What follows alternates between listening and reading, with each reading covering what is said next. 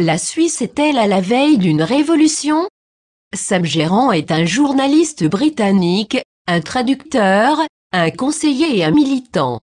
Il a également une expérience professionnelle dans les médias, les communications stratégiques et la technologie. Sa motivation le pousse à révéler les vérités ultimes et à se focaliser sur les véritables approches de la divulgation et de la réalité politique.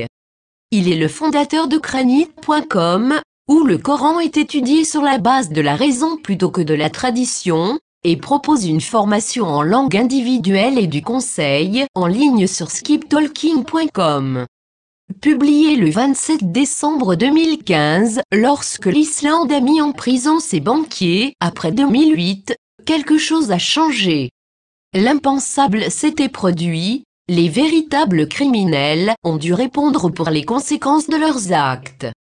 À présent, la Suisse menace également de sortir de la réserve des banquiers pour la création monétaire sans garantie. Mais cela se produira-t-il? Josiah Stamp a dit jadis, si vous voulez continuer à être des esclaves des banques et payer le coût de votre propre esclavage, alors laissez les banquiers continuer à créer la monnaie et à contrôler le crédit. Stamp savait ce dont il parlait.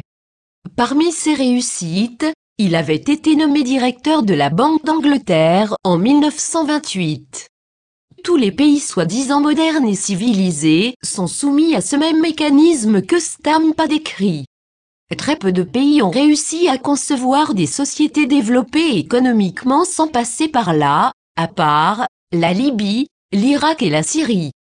Tous ces pays ont quelque chose d'autre en commun. Qu'est-ce que cela pourrait être? Cependant, d'autres pays sont potentiellement la cible de génocides non provoqués par des services américains, et ceux-là commencent à s'éveiller à la tyrannie en col blanc.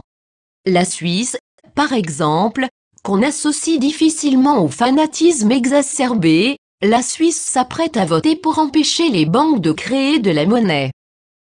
La Suisse va organiser un référendum sur l'interdiction aux banques de créer de la monnaie. Les Anglais jouent au football, boivent de la bière et se bagarrent tous les soirs dans les centres-villes.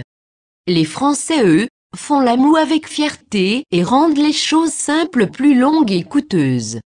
Les Suisses offrent à l'argent un havre de paix sûr où rien ne risque d'arriver, afin que cela puisse être transmis à la génération suivante de gens riches, de préférence d'un montant supérieur au précédent, par les riches actuels. Donc l'argent est au centre des activités de la Suisse. La Suisse est également le siège de la Banque des règlements internationaux, BRI, ce qui semble fascinant, comme pour une comptabilité à double entrée, mais constitue en réalité une pieuvre au centre de toute la toile financière. Dans un article intitulé « La Suisse va voter sur l'interdiction pour les banques commerciales de créer de la monnaie », le Télégraphe écrit « La Suisse va tenir un référendum pour décider d'interdire aux banques commerciales de créer de la monnaie ».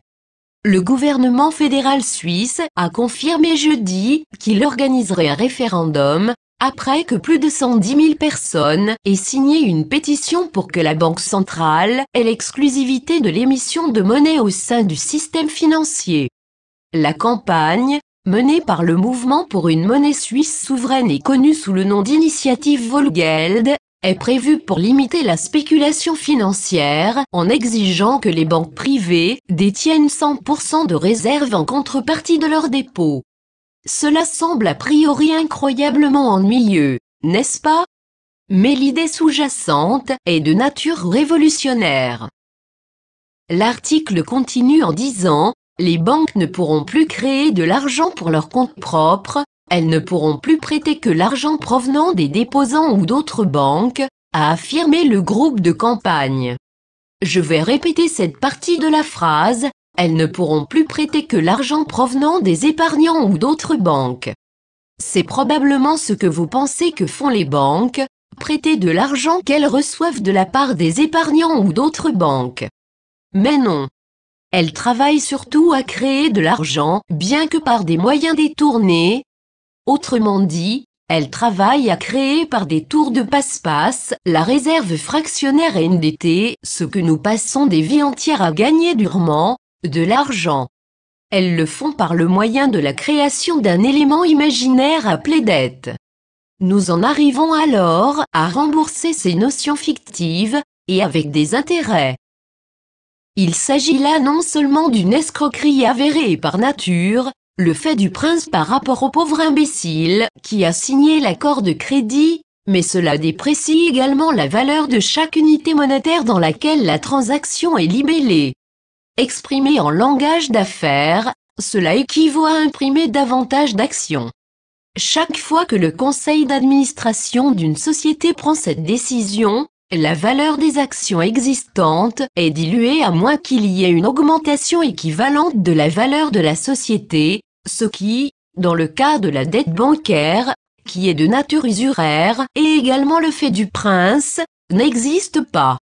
L'article poursuit, la BNS, Banque nationale suisse, a été fondée en 1891, et dotée du pouvoir exclusif de battre monnaie et d'émettre des billets de banque suisse.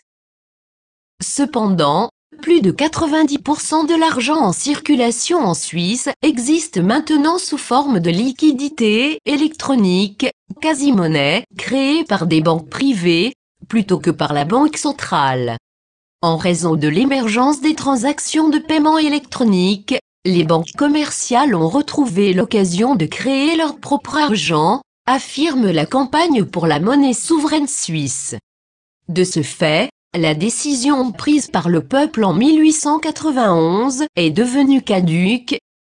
Logo de la Banque nationale suisse, en allemand Schweizerische Nationalbank, sur le site de construction du bâtiment de la BNS sur le square fédéral près du Parlement suisse à Berne. Septembre 16, 2015.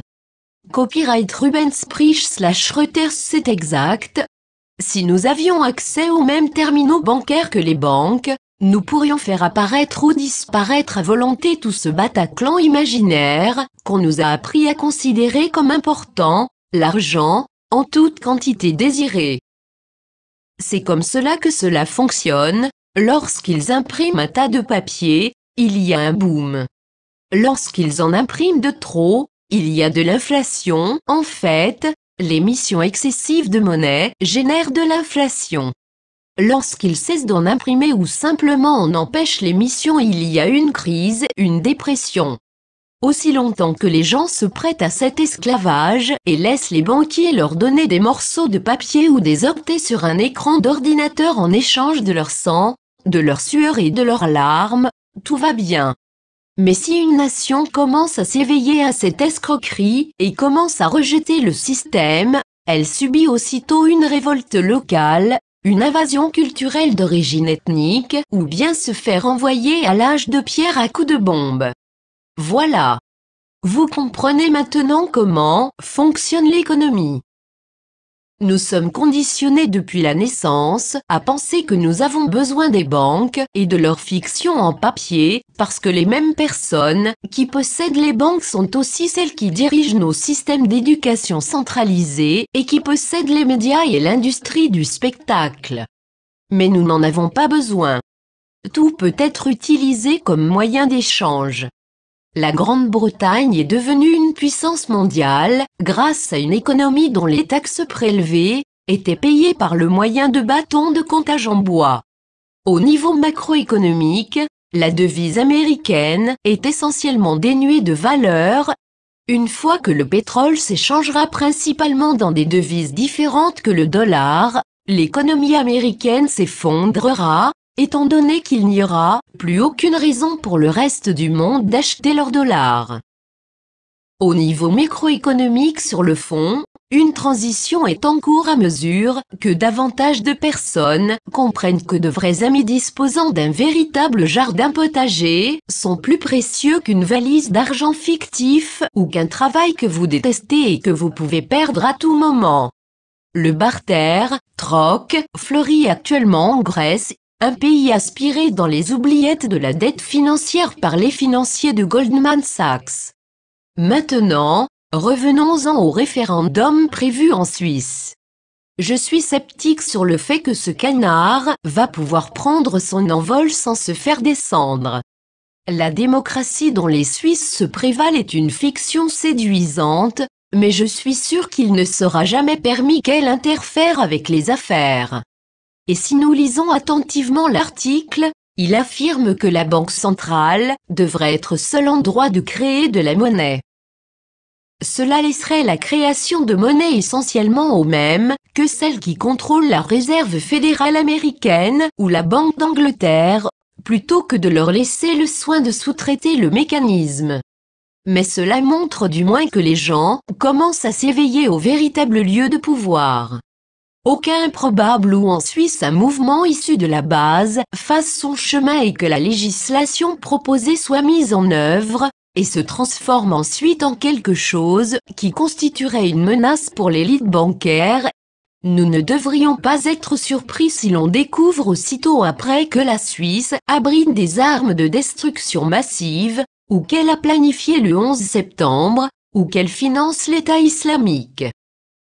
Oui, il faut que nous soyons armés de courage pour nous informer et pour que les médias occidentaux, qui font l'unanimité, nous révèlent les convergences entre la production de montres de luxe, des trottoirs si propres que vous pourriez manger par terre, et le mal que représente la haine irrationnelle de la liberté, dont les racines sont enfouies dans une culture qui soutient tacitement le djihad contre tous les non-consommateurs de plats gastronomiques. La liberté, il faut l'aimer. Samgérant les déclarations, points de vue et opinions exprimés dans ces colonnes n'engagent que leur auteur et ne représentent pas nécessairement ceux de RT.